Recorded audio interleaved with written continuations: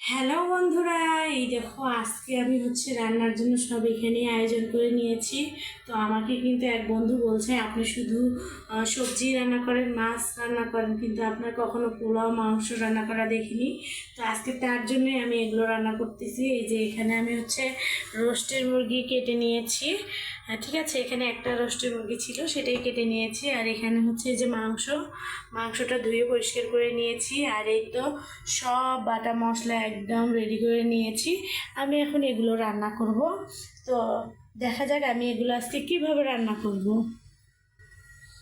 এই যে মাংসতে একটু আলু দিয়ে দেবো, আলুটা কেটে নিয়েছি। আর আলুটা খেতে আমার দুই মেয়ে অনেক পছন্দ করে, এই জন্য একটু আলুটা কেটে নিয়েছি।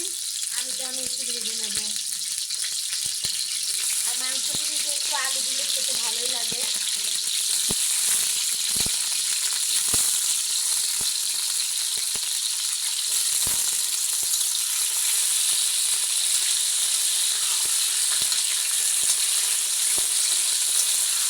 আর আমি এখন আলুটা ভাজতে দিয়ে রোস্টগুলো একটু মেখে রাখবো।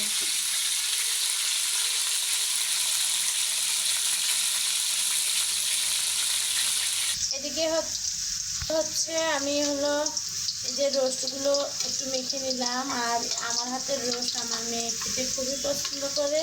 তো বড় মেয়ে বাড়িতে থাকে না, তার খালার বাসায় থাকে, এই জন্য আসলেই কিন্তু বলবে যে আম্মু একটু রোস্ট বানায় দাও। তা মেয়ের জন্যই রোস্ট বানানো হচ্ছে এখানে। এটা আমি কিছুক্ষণ এই যে মেখে রেখে দিলাম। এখানে আমি আদা বাটা, রসুন বাটা, বাদাম বাটা দিয়ে একটু মেখে রাখলাম। এই যে আলুটা হয়ে গেছে, আমি একটু এর মধ্যে এখন হলুদ দিয়ে দেবো। আর আগে যদি আমি হলুদটা দিয়ে দিতাম তাহলে আলুটা একটু পুড়ে যেত। আলুগুলো কিন্তু আমার হয়ে গেছে। আমি এখন এগুলো একটু উঠায় রাখবো। উঠায় রেখে এখন রোস্টগুলো একটু ভেজে নেব। মাংসটা একটু আলুটা ভেজে দিলে আসলে খেতে ভালোই লাগে।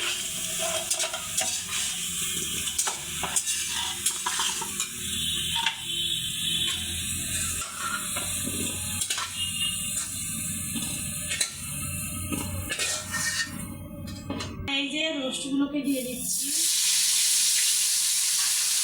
আমি একটু সবসময় রোস্টটা একটু কড়া করে ভাজি।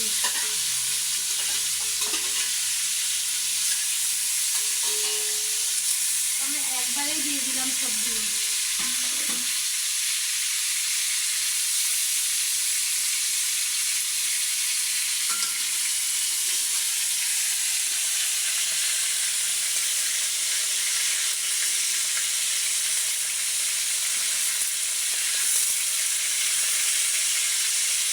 আমার যদি একটু তেল কম হয়ে গেছে, আমি একটু আরেকটু তেল দিয়ে দেবো।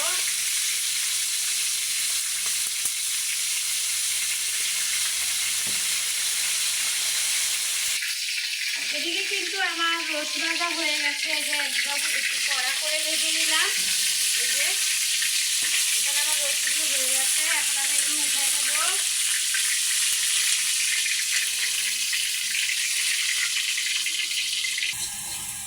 আর একটু রোস্টের জন্য একটু পেঁয়াজ বেরেস্তা করে দিচ্ছি।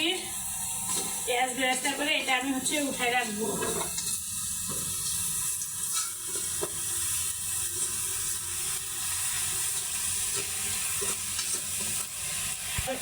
একটু বাদামি কালারের মতো করে ভেজে নেব। আর এই তো এখানে সব বাটা মশলা দিয়ে রোস্টের জন্য কষিয়ে নিচ্ছি। আর মশলাটা কিন্তু একদম ভালোভাবে কষিয়ে নিতে হবে, ঠিক আছে? এই তো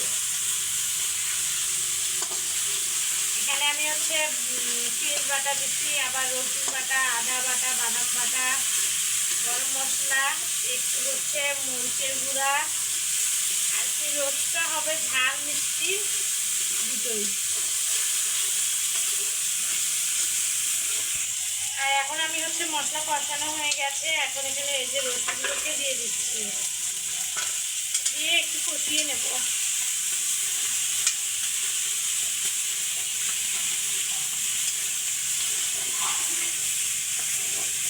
এই তো এখানে এই যে কষিয়ে নিলাম কিছুক্ষণ ধরে।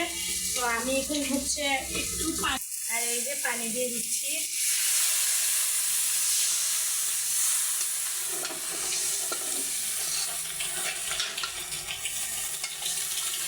আমি বেশি এখানে পানি দেবো না, যেহেতু একটু দুধ দেবো, দই দেবো।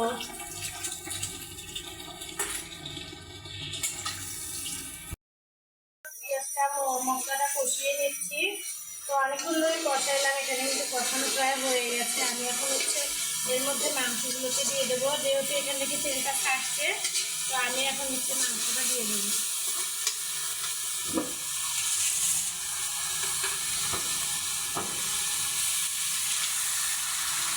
একদম ফ্রেশ মাংস আর হচ্ছে সিনার মাংস।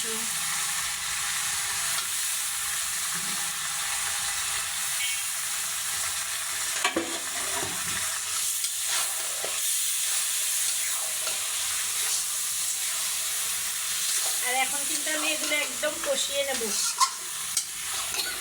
আর এরপরে মাংসগুলো এখন আমি কষিয়ে নিচ্ছি। মাংসগুলোর মধ্যে কিন্তু আজকে একদমই হাড্ডি নেই, এই দেখুন খালি সিনা, এই যে এগুলো কী যেন বলে সেগুলো কিছুর মতো। আমরা গ্রামের মানুষ এইভাবে আসলে পাকাইতে বেশি পছন্দ করি, বুঝছেন? মানে একটু হাতে মাখিয়ে হোক বা সব মশলা দিয়ে পেঁয়াজটাকে একটু কষিয়ে নেওয়া হোক, এইভাবে আর কি রান্না করি। বাইরে আপনাদের মতো তো হচ্ছে শহরের মতো স্টাইল করে আমরা সব কিছু রান্না করতে পারি না। তো এরকম করে রান্না করে আমাদের কাছে অনেকটাই খেতে ভালো লাগে। এখানে কিন্তু মাংসগুলো কষিয়ে নিয়ে আমি হচ্ছে আবারও একটু মাংসগুলো কষানোর জন্য একদম ঝোল দিয়ে দিলাম। আর এগুলো হচ্ছে কিন্তু খাসির মাংস, ঠিক আছে? একদম বড় বড় পিস খাসির মাংস।